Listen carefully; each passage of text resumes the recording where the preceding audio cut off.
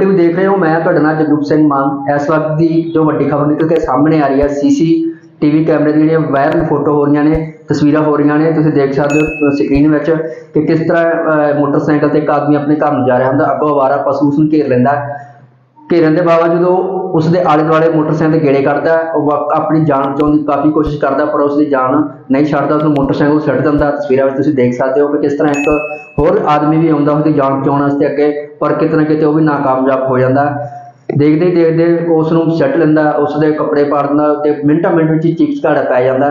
ਘਰ ਦੇ ਗੇਟ ਤੋਂ ਬਾਹਰ ਬੱਚੇ ਵੀ ਨਿਕਲਦੇ ਨੇ, ਬੁੜੀਆਂ ਮਹਿਲਾਵਾਂ ਵੀ ਬਾਹਰ ਨਿਕਲਦੀਆਂ ਨੇ, ਚੀਕ ਚਿਹਾੜਾ ਪੈ ਜਾਂਦਾ। ਇਸ ਤੇ ਇੱਕ ਸਵਾਲ ਉੱਠਦਾ ਹੈ ਕਿ ਇਸ ਦਾ ਜ਼ਿੰਮੇਵਾਰ ਕੌਣ ਹੈ?